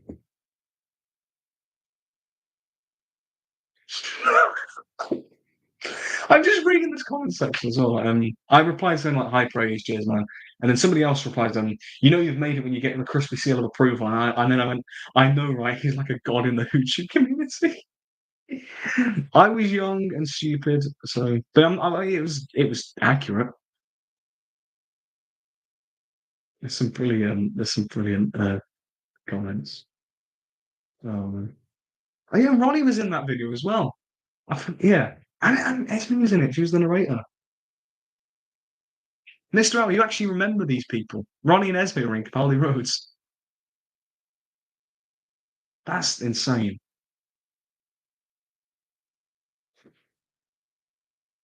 And now that's me. What are you, a god? Wait, are you a god or something?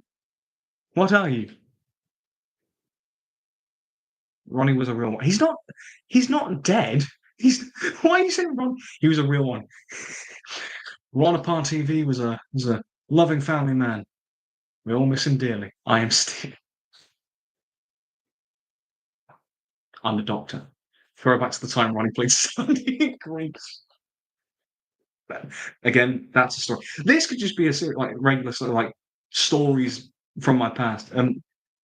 So when we and Mr. Al were doing Grease and Ronnie was in it, I was cast as Danny, right? So I was meant to play Danny and whatnot. And the thing is, when we did that, we didn't have enough people to really because it's a few characters in Grease. Obviously, the five T-Birds, the five Pink Ladies, and there's a few other characters like Eugene, Patty, um, Vince Fontaine, obviously, and Miss Lynch. And we didn't have enough people, so I think I was playing Danny. I think Mr. O, you were playing Roger, if I remember rightly, and Ronnie was meant to play Kinnicky. But when we were rehearsing, it was the number before. It was the number Sandy, and it's where Danny tries to hit on Sandy, and like she rejects him. It's at the drive-in movie theater in the car, and she goes running off. And we had Ronnie standing in for Sandy this time, and jeez, it's brilliant, brilliant. And this is brilliant. So yeah, we had Ronnie standing in for Sandy, and so you know what Ronnie's like. He's just so out there and bonkers with how he does this stuff, and we were just in hysterics. And then so Ronnie walks off with Sandy, end of the scene, and my line is, "Hey, you can't just walk out of a drive-in." And then I ad lib, "Stupid woman," and then he back and he's like, "What did you just say in character?" I say in character, it was more like an EastEnders character, but it was just we were in absolute hysterics for that. And then I think Esme chimed in. It was like so I can't remember, but that will never. I'm taking that to my grave. Ronnie is so Ronnie for real, Grace. Yeah, I think it was your first because you had just joined. I think because obviously we'd started it a bit before you joined, and obviously you joined midway through, and it never really went anywhere. But yeah, I think that was your first day, and what a first day that would have been. Yeah, the amount of rehearsal stories that I can tell. I've got some corkers in my time. Yeah, that's another podcast. It was my very first experience of the group. It sold me on the group. Yeah, it would sell me on the group. To be fair, We had a wild time. It was mad. Um, Jack the Beanstalk, and I'm hang on, and I'm the giant. Yeah. These are not the same glasses, don't worry, because they, yeah, yeah. I loved in that panto. That was great. Obviously, if you want to, we talked about the panto when we did the podcast. I remember. Yeah, that was an experience. I'd love to do a panto again. Actually, that would be great to do. I'd love to maybe even direct a panto. That'd be really. I think that'd be quite a good way to start off directing if you're into like theatre stuff. I think that'd be great. Because I've got a couple ideas of like stuff I'd like to do and whatnot. It's just actually doing it, and 'cause it's not easy. It is not easy. Yeah. I always thought that theatre is a great way to start directing. I think that's probably true. That's probably true actually, because you're more focused on like the acting as such. And obviously there's a lot to there's still a lot obviously in theatre directing. There's still a lot in theatre directing, sorry, that you have to take into consideration. Obviously, there's like staging, blocking, um, of course, the live element of it, so stuff like costume changes, making sure your cues are just right and whatnot, which you can't like edit around as such. And so there is that. And obviously, when you get into the theatre, obviously there's getting, there's obviously all the tech stuff, so lighting and whatnot, music cues if you have that and whatnot, set changes and how you, because I know there's some people who prefer like minimal set. I know my old drama teacher was very like minimal set, which is a fair enough. And I because his approach was like to just focus on the acting, and he didn't want like the set changes to distract from that.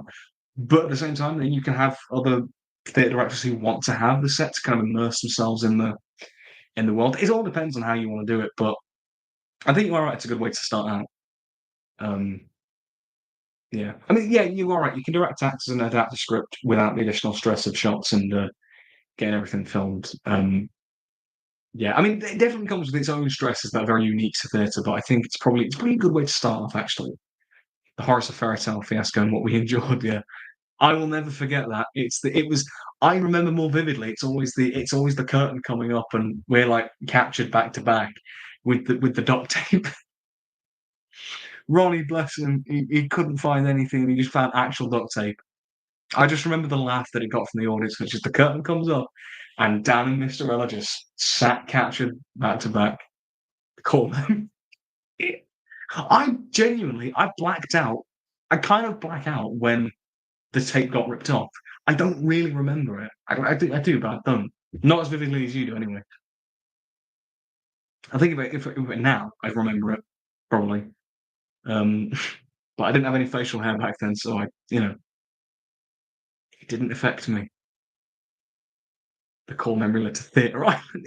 That is probably a if my brain is like inside out, that would be one of them for me. Effing hurt. Not doing that swearing on the stream. What other islands of personality would I have? I mean, Doctor Who Island, Film Island. What other ones? I don't know. Um, there's probably some that I probably shouldn't say on stream. I'm not going to say on the stream. Danger. I forgot about Danger Tank. Oh man, that was brilliant. That was brilliant. Exposition, comic relief. Dangerous. Oh man. If I ever direct a panto, I'm gonna build a full-on Danger Tank prop and wheel it onto stage. I so got to do that. I have so got to do that. Are you with me? If I ever direct a show, I've got to build like a panto. I've got to build a Danger Tank and just get it on that stage. I've got to do that. That's for that. Somebody pitch it. Watching The Last Wish for can't speak. Watching The Last Wish for a fourth time in the cinema was a core memory. Not the first time, the fourth time specifically. That's very specific. Only if I get to operate the bait shots. No, I want to. I want to. Oh, wait, I'd be directing, wouldn't I? So we both can. We both can. I'm just thinking of that. I'm just thinking of that drill car that Bane drove in Lego Dimensions. Yeah, no, no. Basically, that in Lego Dimensions, yeah, that if you remember like the fun packs that they used to do for that, the little tank that came with it, it's based on a Lego set that came out with a proper drill tank. I think I had it when I was a kid because I think it was like a Lego Batcave set, and it had like a Bane minifigure and the drill and the drill tank. It's such an odd specific thing that we have, but I think I had it. Yeah, it was a long time ago now. Yeah, but yeah, he did have it in Lego Dimensions though, as well.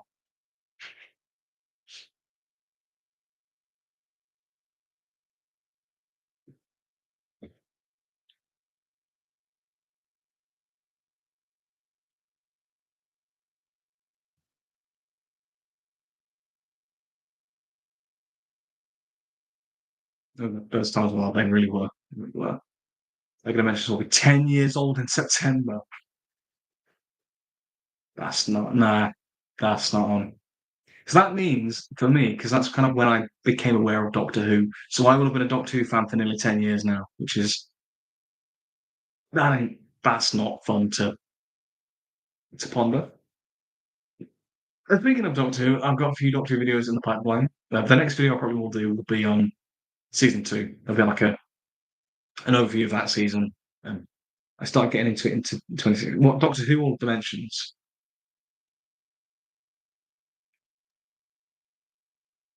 Oh, yeah, yeah. I think I brought it in 2016, but obviously I was aware of it in 2015. So, um, oh yeah, yeah. I was thinking because I remember you did that short a while back, and like you got into that, you got into it, but 50th anniversary or something. But yeah, no, the next video I'll probably do will be a season two review, Doctor Who season two, because obviously the Reality War comes out Saturday. I literally watched Wish World a few hours before the stream, so and I really liked it. Better than Legendary Ruby Sunday, better set up for the finale. I am still nervous for the finale because Empire Death, nah, absolute it was crap. Okay, oh you go. See you later on. Thank you for being the first person here because, like, my God, yeah, but I'll see you soon. My dad says my first story was Genesis of the Daleks, but only because he remembers watching it whilst I was in the. I mean, the thing is, if we take that logic, like can't wait for what we do next. Ciao. Adios, senor. If we take that logic, my first Doctor Who stories would have been like series two because I would have been in the because my mum remembers my mum and my brother remember watching them at that time. Like and you know I would have been not even born, so I was a Doctor Who fan even before birth. Um, Yeah, but my mum always used to talk about like series one, two, three quite vividly as like stuff like The Girl in the Fireplace was one that she loves, and The Rise of the Cyberman two-parter she remembers very vividly. I was born between the same two-parter. Yes, because you are the devil. No, I was born just after series uh, I was not long after series two, but yeah. But my mum always talks about like the Empty Child is one that she talks about, and but that she remembers like when it was on because her and my older brother watched it when it came back. And the Shakespeare Code is one that she remembers quite fondly from the time. Blink, um, the series three finale as well. The Sandra Drum was last the time. Well, she remembers that. I remember actually when I was getting into the show because they used to do those like DVD volumes of like the RTD era. Yeah, Shakespeare Code doesn't age very well, but she remembers it quite fondly back. I used to quite like it, but not anymore. But I remember like those volumes that I used to do. And there was the one with the series three finale, the Utopia Sandra Drums Last the Time Lords, and she was like, "Get that one down because it was really good." I haven't rewatched that story in a long time. The series three finale. Need to probably give it another go. Um, But yeah, but the thing is, like, sort of after series 3, she never really talks about it much. I think that's kind of obviously, like a lot of people, I think when Tennant left initially, that's when she kind of fell out of favour. Not fell out, just stopped watching it. And I also think my brother as well, because he was sort of would have kind of grown up. When Matt Smith came along, I think he would have kind of grown out of it a bit. Um, yeah. I see the volume DVDs in CEX and they're called C. I remember seeing them. It wasn't CEX, but it was a similar kind of shop to CEX where they had them. It was like a second-hand DVD shop, and they had a bunch of those volume DVDs. I remember they were really cool. To be fair, the design of them. Because obviously with the new series, they never obviously did like the individual classic Who style DVDs. And why would you? You wouldn't like I'm not being funny. Who's going to buy the DVD for New Earth?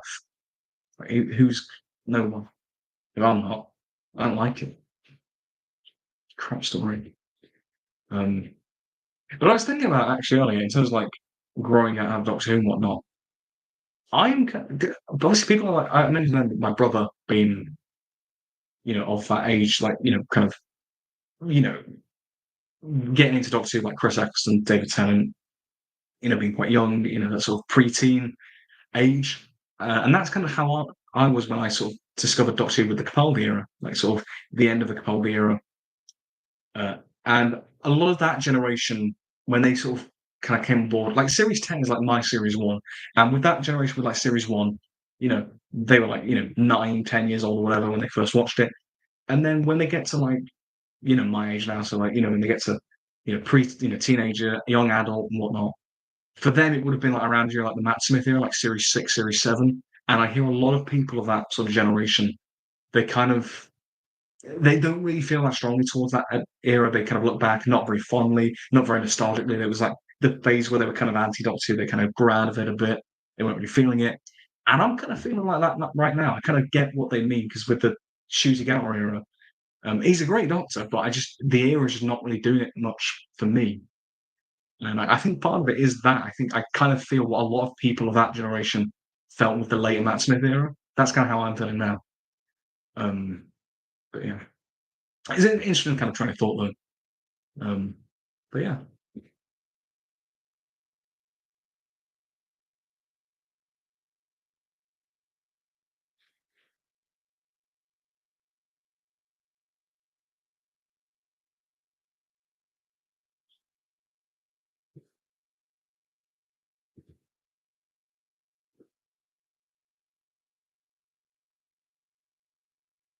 I also hope the finale is good.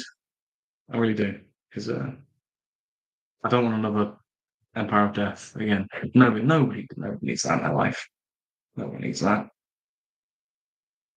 Right, I'm probably gonna end the stream now because it is getting a bit late. But if anybody rewatches the stream, thank you for everybody to come along, watching the stream. It's been great to like have this discussion and just like kind of learning how to do a stream and whatnot. It's been really good. I've really enjoyed it. I love a lot of the discussion, and then also like a couple of the ideas I've had for the 7-year live stream, kind of when I actually will have a plan for it and what I kind of want to do, have some kind of specific things for it. I can't wait to do that. So maybe expect some more live streams maybe in the near future because that'd be quite fun. But until next time, you take care and have a good day. See you later.